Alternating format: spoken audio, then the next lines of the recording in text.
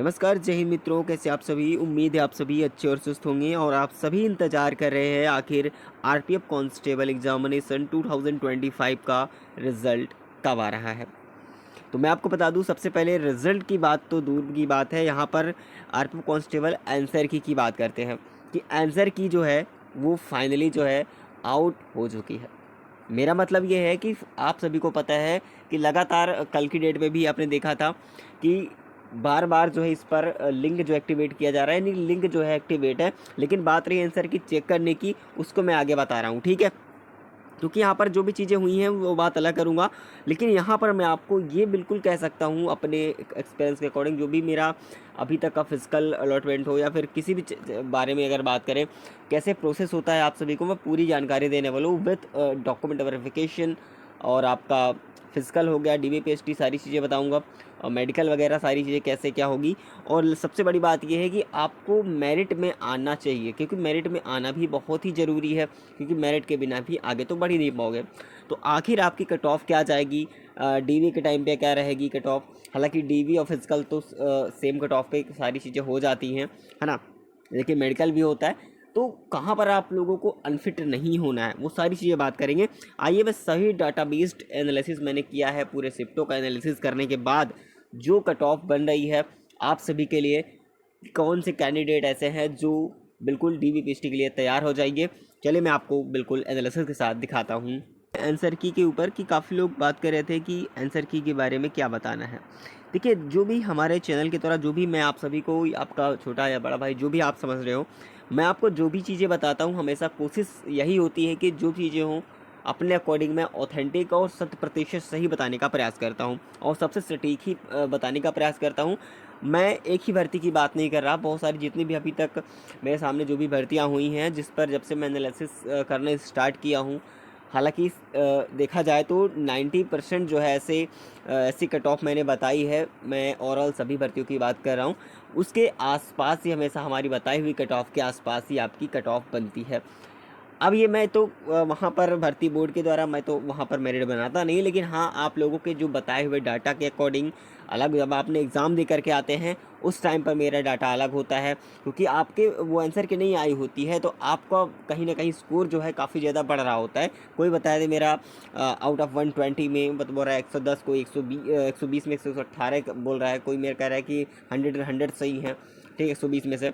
तो कहाँ तक सच्चाई है तो मैं आपको बता दूं, आंसर के आने के बाद जो 110 बताते हैं, वो 115 बताता है आउट ऑफ 120 में, वो जा कर के कहीं 80-85 में ही अटक जाते हैं। ये सच्चाई है आंसर के आने के बाद, ठीक है। तो आंसर के आने के बाद जो भी मैं बताऊंगा, फिर से आपको बताऊंगा कि आंसर के आने के बाद जो है कट ऑफ का क्राइटेरिया क्या रहने वाला है, ठीक है।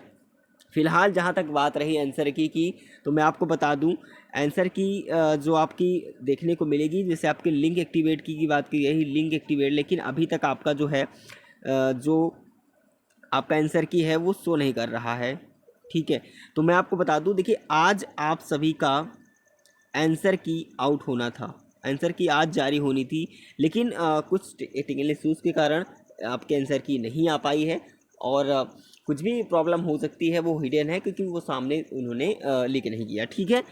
अब बात रही कि आगे आंसर की किस डेट को आ सकती है, तो मैं आपको बता दूं रिजल्ट का, सॉरी, आंसर की कोई डेट क्लियर नहीं है, ठीक है। आंसर की आने की अगर मैं बात करूं, तो जो आपकी आंसर की है, ये आंसर की कभी भी किसी टाइम भी आ सकती है, यानी कि केवल मैं संडे की बात करूं, संडे को छोड़ करके, ठीक है, कभी भी आपका आ सकता है। हो सकता है कि आज देर रात भी जारी हो सकती है, जब मैं वीडियो शूट कर रहा हूँ तब की बात कर रहा हूँ, ठीक है। तो मैं आपको बता दूं आपका मंडे, ठीक है, इसके अलावा इस हफ्ते कभी भी आपका जो आंसर की है वो जारी कर दी जाएगी, है ना। तो आप लगातार जो है साइट पे विजिट करते रहिएगा, बाकी मैं आपको तो अपडेट कर दूंगा, ठीक है। अगर आप नोटिफिकेशन बेल ऑन किए होंगे हमारे यूट्यूब चैनल का, तो आप तक या फिर आप टेलीग्राम पर ज्वाइन होंगे, व्हाट्सएप ग्रुप पर ज्वाइन होंगे, तो आप तक जो है वो अपडेट पहले ही मिल जाएगी, ठीक है। तो आपको बिल्कुल भी परेशान होने की ज़रूरत नहीं है, और आंसर की आने दीजिए, उसके बाद मैं आपको ज़रूर बताऊंगा कि आगे आपको करना क्या है, ठीक है। सबसे पहले चलिए टारगेट को लेकर के बात करेंगे। तो मैंने बता दिया कि आंसर को लेकर बिल्कुल डाउट मत रखना, कभी भी आपका किसी भी टाइम हो सकता है, जब मैं आपको शूट कर रहा हूँ, आपसे ये बता रहा हूँ, हो सकता है इस टाइम भी आपका पब्लिश हो सकता है, ठीक है। तो इस बात का ध्यान रखिएगा, कभी भी जारी किया जा सकता है। बाकी रही कट ऑफ की बात, हाँ इससे पहले मैं आपको बता दूं, यहाँ पर थोड़ा सा ध्यान रखिएगा, कुछ फैक्टर्स होते हैं जो कि आपके कट ऑफ पर डिपेंड करती है कि आपका जो कट ऑफ है वो कितना रहने वाला है। ये बहुत इंपॉर्टेंट है आप सभी के लिए। ये फैक्टर्स ऐसे फैक्टर्स हैं जो कि आपकी कट ऑफ, आपके सिलेक्शन को कहाँ तक ले जाती है, ये भी इम्पोर्टेंट होता है, क्योंकि यही आपका डिसाइड करता है, यही वो चारों फैक्टर हैं जो कि आपका सिलेक्शन की तरफ ले जाएगी। वो कैसे, आप इसको समझने में आपको काफ़ी टाइम लग सकता है। ये मैं समझाना चाहूँगा कि स्पेशल वीडियो आपके लिए हो, जो कि आपको खुद से वो चीज़ें मेथड में बता सकूँ, इन फैक्टर्स के बारे में एक्सप्लेन करते हुए, ताकि आप खुद से ही आप ये पता कर सकेंगे। अगर आपको आंसर किए आने के बाद ही, लेकिन ये आइडिया आपको जो काम करेगा वो आपको आंसर किए आने के बाद ही काम करेगा, ठीक है, क्योंकि आपको पता होगा कि उस टाइम मेरा स्कोर क्या है। आप ये इससे, इन फैक्टर्स से ये पता लगा सकते हैं कि हमारा सिलेक्शन होगा या फिर नहीं होगा, ठीक है। चलिए, ये मैं आपको कुछ बिंदु हैं जिसको थोड़ी थोड़ी चीज़ें मैं आपको बता दे रहा हूँ। सबसे पहले ये फैक्टर्स मेरे खुद से ही बेसिक तरीके से बहुत चीज़ों को समझने के बाद ये चीज़ें बस मैंने निकाली है। आपको कोई इस बारे में नहीं बताएगा, आपको बहुत सारे बड़े बड़े आप चैनलों पर देख लीजिएगा, कोई आपको इस फैक्टर्स के बारे में नहीं बताएगा कि इन फैक्टर्स पे आपकी जो कट ऑफ है वो बनती है। मैं आपको बता रहा हूँ, ठीक है, क्योंकि चीज़ें मैंने काफ़ी टाइम से ये सारी चीज़ें लेती, क्योंकि मैं जब से आप मेरी चैनल पे आप देख लीजिएगा, हमारे चैनल पे अन्य भर्ती, तमाम सारी भर्तियों को लेकर के मैंने कट ऑफ को लेकर के चीज़ें बताई हैं, और इस बेस पर मेरा जो अनुभव रहा है, ठीक है, वो उस अनुभव के आधार पर ये सारी चीज़ें मेरे सामने आई हैं कि इन फैक्टर्स पे ही आपकी कट ऑफ बनती है। आप खुद से ही कॉमन सेंस लगा करके समझ सकते हैं। देखिए, नंबर 1 की बात करें, नंबर ऑफ़ वैकेंसीज़ कितनी है, तो चलिए मैं आपको बता दूं कि चलिए 4500 वैकेंसीज़ हैं, ठीक है। अब देखिए, फॉर एग्जांपल की बात करूं, अब नंबर ऑफ कितने कैंडिडेट जो एग्ज़ाम में अपीयर हुए हैं, ये भी डिपेंड करती है कि आपकी कट ऑफ क्या रहने वाली है। और एग्ज़ाम का लेवल कैसा रहा है, एग्ज़ाम का लेवल भी डिपेंड करता है कि आपकी कट ऑफ जो है वो कितनी रहेगी। इस पर भी आप ज़रूर समझ सकते हैं, ठीक है, कि आपकी कट ऑफ, देखिए जाहिर सी बात है, अगर थोड़ा सा कॉमन सेंस लगाओ तो ये समझ सकते हो इसका। हालांकि इसका एक्सप्लेनेशन करूँ तो कम से कम एक मैथ की एक छोटी सी क्लास 1 घंटे तक की जैसी होती है, उस प्रकार से समझाने में टाइम लग जाएगा। इसलिए वो मैं स्पेशल वीडियो कोशिश कर रहा हूँ कि उसको मैं आपको बता सकूं, ठीक है, उसका नोटिफिकेशन आपको मिल जाएगा ताकि आप खुद से सीख पाओ, बार बार आपको यहाँ पर आके और किसी के टॉप को देखने की ज़रूरत ना हो, ठीक है। चलिए, डिफ़िकल्टी लेवल की बात करें तो आपको थोड़ा सा समझिएगा कि डिफ़िकल्टी लेवल क्या है। अगर आप एग्ज़ाम डिफ़िकल्ट होगा तो जाहिर सी बात है कि कहीं ना कहीं स्कोर भी आप कम कर पाएंगे, है ना, कम कर पाएंगे। और जहाँ अगर ईजी शिफ्ट होगी तो वहाँ पर जाहिर सी बात है कि वहाँ पर आप ज़्यादा से ज़्यादा अटैम्प्ट कर पाएंगे, अकॉर्डिंग टू देखा जाए तो कंपेयर टू डिफ़िकल्ट लेवल, ठीक है। तो बात यही है कि अगर डिफ़िकल्ट है तो कट ऑफ, जाहिर सी बात है, अगर लगभग लेवल एग्जाम का सभी ओवरऑल क्या है, एवरेज में डिफ़िकल्ट ही है, उस हिसाब से क्वेश्चन कम अटैम्प्ट हो गए तो उस हिसाब से कट ऑफ भी कम बनेगी, ठीक है। अब बाकी बात करता है, ये सबसे बड़ा खेल यहाँ पर भी होता है नॉर्मलाइजेशन का, जहाँ पर एक से अधिक, ठीक है, मोर देन वन, अगर एक से अधिक शिफ्ट पर भी कभी भी एग्ज़ाम होता है तो वहाँ नॉर्मलाइजेशन बनता है, चाहे 1.25 का या 0.5 मार्क्स से ही क्यों ना नॉर्मलाइज मार्क्स मिलें, वहाँ पर बनता है। जब एक से अधिक शिफ्टों पर एग्ज़ाम होना ही आपका नॉर्मलाइजेशन कंडक्ट होता ही होता है, ठीक है। लेकिन जहाँ पर, लेकिन भर्ती बोर्ड के द्वारा वो चीज़ें होनी भी चाहिए। अब वो नॉर्मलाइजेशन नहीं लागू कर रहा तो फिर नहीं होगा, हालांकि हो ही जाता है, ज़्यादातर वैकेंसियों में होता ही है नॉर्मलाइजेशन, सभी में देखा, एसएससी में कराता ही है नॉर्मलाइजेशन। नॉर्मलाइजेशन में इतना फ़ायदा होता है कि मत पूछो, लेकिन हाँ, उससे ये क्लियरली आपको होनी चाहिए, एक्यूरेसी अच्छी होनी चाहिए, तभी नॉर्मलाइजेशन का अच्छा फ़ायदा होता है। काफ़ी लोग एक्यूरेसी के बारे में कुछ समझ नहीं पा सकते हैं कि एक्यूरेसी क्या है। एक्यूरेसी से कोई मतलब नहीं होता, लेकिन शिफ्ट से मतलब होता है, डिफ़िकल्ट लेवल किसका रहा है, इजी लेवल किसका रहा है, उस हिसाब से नॉर्मलाइजेशन मार्क्स मिलते हैं। वो बात ठीक है, लेकिन इसको फंडा समझाने में मुझे टाइम लग सकता है आप सभी को, है ना, क्योंकि इसका बहुत बड़ा फंडा होता है नॉर्मलाइजेशन का। आपने बेसिक चीज़ें बहुत सारी जानी होंगी, हो सकता है आप मुझसे पहले से चीज़ें जानती हो, लेकिन इतना ब्रॉड लेवल में अगर बताऊँ नॉर्मलाइजेशन का जो फंडा होता है वो क्या होता है, उसको सिखाने में टाइम लग सकता है, क्योंकि मैंने चीज़ें अनुभव की हैं जो भी मैं बता रहा हूँ। थोड़ा सा काफ़ी लोगों को अपने ईगो पर हो सकता है कि थोड़ा सा ईगो हो आप सभी को, है ना, वो बात अलग है। बाकी जिसको समझ में आए ठीक है, जिसको नहीं आता है भाई, आप सभी से हाथ जोड़ के विनती करूंगा कि आप बिल्कुल जा सकते हैं, ठीक है। जो जो चीज़ें बताऊंगा बिल्कुल क्लियर बताऊंगा। चलिए, अब रही बात कट ऑफ की। अब काफ़ी लोग यहाँ पर कहेंगे कि यूपी, सॉरी मैं बात कर रहा हूँ यहाँ पर कि आरपीएफ एसआई की कट ऑफ, आरपीएफ जो एसआई है, ठीक है, आज एसआई की कट ऑफ इतनी तो नहीं गई है, आपने इतना ज़्यादा हाई कांस्टेबल का बता दिया भाई, ये कैसे मुमकिन है? तो मैं आपको बता दूं, आप सही देख रहे हैं, ठीक है। तो यहाँ पर जो चीज़ें आपको दिख रही हैं, हालांकि ये चीज़ें जो हैं आपको अभी के अकॉर्डिंग दिस टाइम आप सभी को ये क्लियर है, बिल्कुल सही है, क्योंकि आप लोगों ने ही ये कट ऑफ बताई है। अब आप ये बोलो कि 120 में से अब कह रहे हो कि मेरा 110 सही है, ठीक है, मेरा 105 सही है, फिर कोई कोई कह रहा है कि 118 115 भी लोग बता रहे हैं, कितने लोग कर रहे हैं, ठीक है, अच्छी बात, करने वाले किए होंगे, ये नहीं कह रहा नहीं किए होंगे, लेकिन ज़्यादातर कम से कम 65% कैंडिडेट्स ऐसे हैं जिनका 100 से प्लस अटैम्प्ट बताया जा रहा है,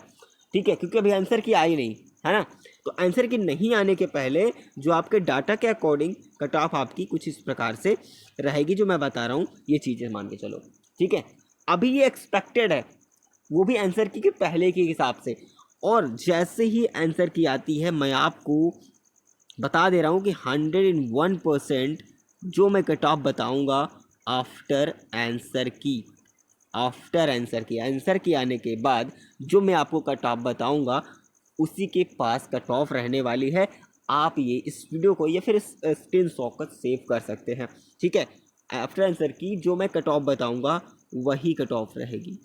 आप प्रूफ के लिए रख सकते हैं, ठीक है।